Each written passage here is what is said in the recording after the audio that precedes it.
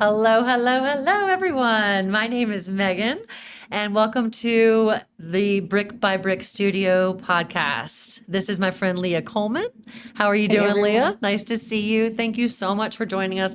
I am so excited for Thank you today. for having me. This is WRIC's Business, Home, and Lifestyle podcast, where we are going to be taking you inside real stories that are shaping Richmond one project at a time.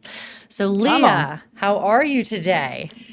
I'm really excited to be here. Good. First of all, so thanks for having me. Thank you so much for Yes. thinking of me for helping you carry this vision forward. Yes. As we know, there's so much happening in Richmond's region that is growing us and expanding us. And, we've touched on in our private conversations about just how the landscape is changing faster than most of us can keep up with. So Yes. it's just very just it's growing Yes. super fast. So it's just great. Yeah. Great to come together and celebrate some of those things Yes. and So many celebrate the people. people relocating here, So whether it's business, whether it's school, yes. tourism. So I think that Richmond has so many things to offer, and that's what makes it such a hot market for all of the above, right? Yes. And you and I have experienced that in different facets. I know when I came to Richmond in 2005, I came to go to VCU, came to go to art school. And I loved art, but I wasn't good enough to make money at it, let's be real. And I stumbled out of art school at VCU, didn't know what I was going to do with my life, and fell into radio advertising sales and did that for about 13 years and had gotten my real estate license on the side.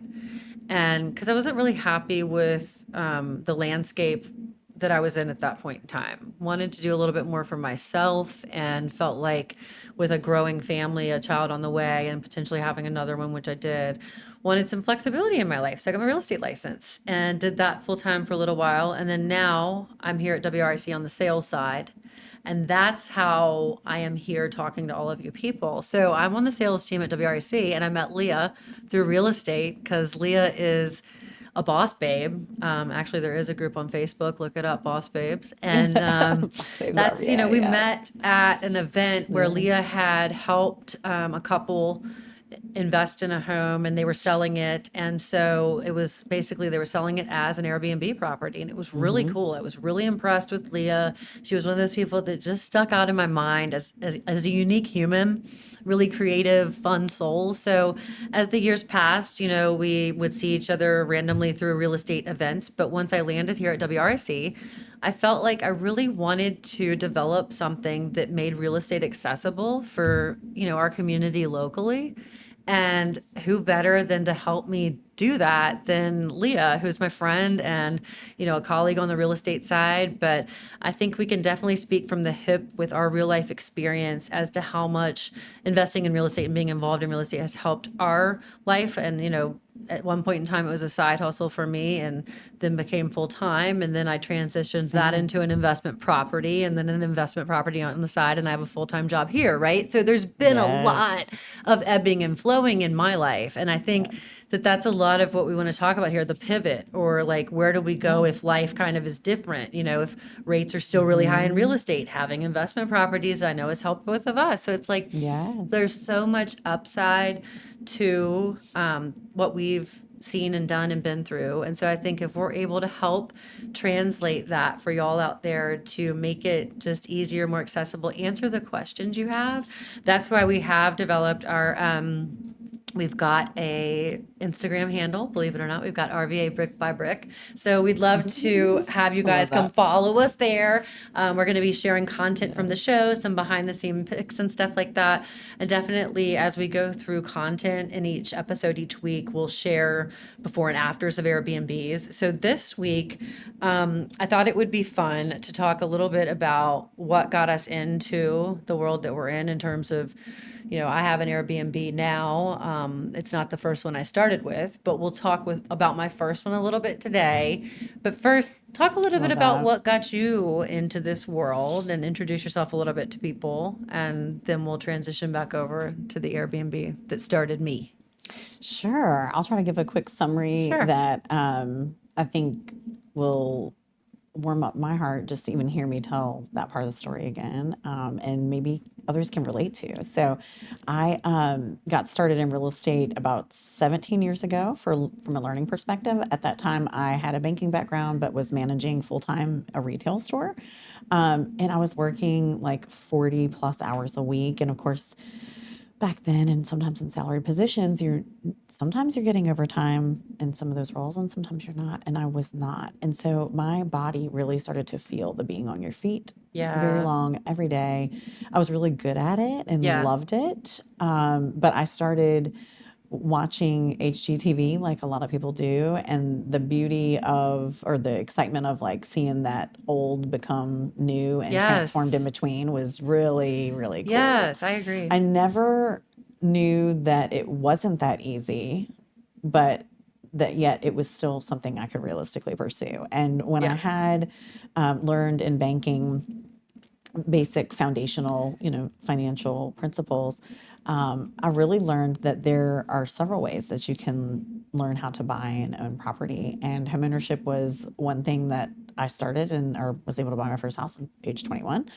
And then I feel like I've had like 9 lives. And I won't get into all of them, but throughout each journey, they really taught me like I can I can do this. Yeah. And so set off when I got married to really become a value add to my family. And I wanted to look at the investing track as a track for long-term wealth building, Yeah. retirement, extra income that we might want for, vacations. And at the time I married another entrepreneur. So he was in the service business and was able to support with some of the expensive, acquisitions like a new truck for a fleet. Yeah. And it was very rewarding. Right. And I felt valuable as a wife to be able to do that for my Yeah. family. And but newly now a single mom, I'm really realizing that the decisions that we make over time can really help add more value as time moves forward. So I found myself in an opportunity to study and learn wholesaling, which is an art of you're selling paper essentially. You're buying from distressed sellers or distressed properties and distressed situations. Lots of reasons for people to move and Yeah. need to have cash paid for their home and to close quickly without necessarily having to go through like realtor commissions and a sales process. And so I studied that and then became licensed. Actually, in August, it'll be 15 years for me. I can't believe it. So I did that Congratulations. part time while I, Yeah. learned investing and spent a I think a lot of lot of time in people start investing at part rooms. time. Yeah. Yeah. And as I learned over the years, I learned a lot of the things that I picked up in some of these investing conferences. So shout out to Jim Ingersoll from the Dealmaker community because he is a huge influence in our area Yeah. and is growing across the country, different communities for investing to also do a very similar vision that you just mentioned to help people just access things Yeah. realistically with these strategies. So it was awesome. So I was able to help my clients first. And as I began to help my clients in investing first, then I learned how to do it. And in 2018, bought my first property, which in the first 3 months after I had my little one and went to work full time, I just told her dad at the time, I said, it's time for me from my studies to just go ahead and apply myself and go all in. Yeah. Did not know that I would have the opportunity to purchase 5 homes in a very short 3 month period of like setting out to do. But I basically decided it's time for me to really go, truly all in. So Yes. I bought 5, sold 4, fixed up 4, sold 4, kept 1. That one became an Airbnb. So I know that's what we're going to talk about today on Yeah. today's topic. Sure. And even to this day, I realize like it's so much opportunity even in that landscape has also really changed. There's lots of newer regulations in the area, Yes. and because there's more volume of them and more opportunity there as well. Yeah. But it's a demand, it's a need, and Yeah. it's not just tourism that's driving it, even though that's what's really driving the region. Let me turn the conversation back to you because let's hear about like your first, because that was the story of how I Yes, landed well, into my I first. think we definitely want to talk about my love first, that. but my first time with the Airbnb. No, but it sounds so dirty, but it's so wonderful. But no, to your point too, we are going to talk about not just Airbnbs. I think we'll talk about other investing or just. I mean, I loved hearing your story. I was just sitting there, very like listening to it because each time I talk to you, I learn something new about you, and I think that's what's so interesting and fascinating. Like I didn't know a lot of the banking side, and I'm sure it gets so interesting to kind of hear how people are led to their path. So thank you for sharing that. That's amazing. Yes. Yeah. And then I think collectively, like, we connect our dots, right? And it's a Right. very organic evolution of growth. So, yeah, it's really cool. It I'm is so cool. excited that you discovered it and that we got to bond over I it a know, few I years know. Because ago. honestly, I think it's all so many of your experiences in life are what formed then your trajectory, right? And so, like, Yes. meeting you then was some little bit, some little piece in my head that said, I can do this too, right? Yeah. At the point when I got ready to say, I'm going to do it too, because I, like you, I was married, I had 2 kids, and then found myself then, my marriage didn't work out. I loved my ex-husband. We just didn't work well together, right? But then at that point, I'm a single mom. I've got the daycare bills. I'm still working full time. What do I do to, help my income still be what I need it to be to cover that $1,000 a month daycare bill? So after Income staying in producing property. several Airbnbs throughout COVID, traveling, unique stays, whether it was a boat in Key Largo that we stayed on for a couple days, which was fun, or staying in, a yurt or a silo, all these unique, fun stays that were really cool and allowed us to Yes. travel around and experience different places. And it, of course, led me to think I can do that because I'm very much a jump in the deep end and figure it out later type of person. And I think what drew me to it was that it was a way to express myself creatively. You know what I'm saying? Yeah. Like with the interior design aspect of it, because here I am, I have a fine arts degree from VCU, which is an amazing art school, right? And I think in my soul, I was always like craving that too. And so I was like, okay, I've got this basement that we're not using. I mean, it's 350 square feet down there, not huge, but it's got a 2-piece bathroom and a basement, and my laundry is down there, right? So I'm like, we're not using it. And I know that if I charge, around $75 a night, I could probably make $1,000. Let's just say I made $1,000 to cover the daycare. That'd be awesome. Let's give this a whirl, right? Because I'm like, all I have to do is paint, clean up, and use some stuff I have around the house. So basically, I'm going to show you guys today what I did with my Airbnb. We had a title. This is where the fun stuff happens. Was the So name of my cute. first Airbnb in my basement. Wanted to make it a music theme since we have so many fun things in Richmond from, the new amphitheater, all the shows coming. Dave Matthews was just here, as we talked about, and, all these fun things. People need a place to crash, right? And I think people also want something like that's accessible once again, that's not $250 a night to stay in. So we charged $75 a night, made it a music theme, had really fun amenities. So this is our Airbnb breakdown today. When we talk about Leah's next time, we'll break it down, really simply for you guys too, because I think it's fun to see where it is, what type of dwelling it is, what the goal was or the investment, and then what you ended up making on it or what you're currently making on it, right? So for me, this is a walkout basement in my home in Forest Hill. It's no longer active, but I had it active for about 2 years, about 22 to 24. Priced it at 75 per night. Sometimes I went as low, I believe, as 58 a night because, Airbnb will give you the algorithm if you trust their pricing and stuff, which lots of times I would. Like, okay, fine. If the market's not in high demand, we'll go down to 58. No big deal. My goal was to make $1,000 a month to cover daycare. I invested $2,000 in it, which was paint, accessories. A lot of the furniture was hand-me-downs. Accessories were things that I had, like I said. I ended up making anywhere from $1,400 to $2,000 a month. What? Cha-ching. I mean, I remember when I started seeing the You're like, wait a minute. not Airbnb just payments covered coming through, and daycare, but what? Yeah. maybe I'm like, cover my mortgage payment. this isn't just daycare. It was either covering part of the mortgage too, or it was like, we got to go on a fun trip. I mean, like I remember some of the fun trips I took with my kids. It's like, this is awesome. As a single mom, I still get to give them these experiences. So that was what was really cool about it. So yeah, on average, annual earnings were 18 to 24,000. And exciting. Super cool, right? That's definitely Yeah. a juicy part-time job, honey. Right.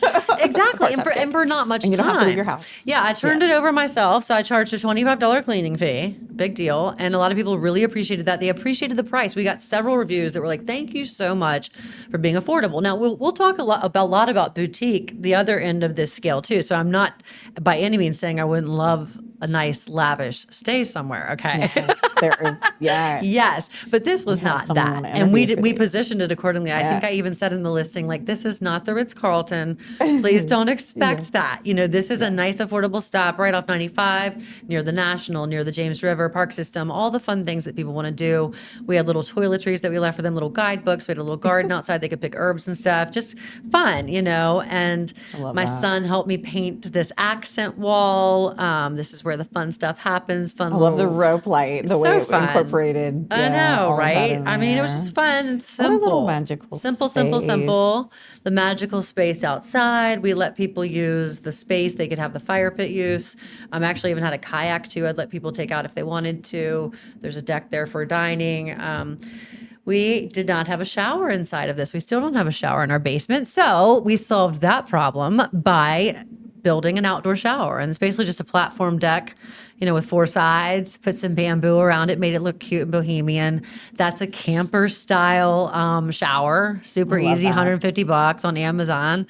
So bing, bang, boom, you took got a Presley to shower. stay in an y'all. Airstream Yeah, it's like, I mean, for these spring are, break a couple years ago, and there was an outdoor shower, and we Right. have loved that experience. Of course, she'd never experienced it Yeah. before, so that's the beauty of offering unique. It's so fun. stays And I and- think even people that have the money to stay sometimes enjoy something like this. So, Oh yeah, you know, bonding with nature. We're a river city, Yeah. so there's so many trails and Yes. forests and we did not get all Cool sub landscapes. 25 either. We did actually get older people. We had plenty of people that were, you know, above 50, 55, 60. I mean, it was interesting. I mean, Variety of guests, Yeah, we ages, interacted cultures, with backgrounds. We interacted with, I'd say 50% of the, it was 50-50. Some guests just wanted to be anonymous and come and go. We had the keypad entry.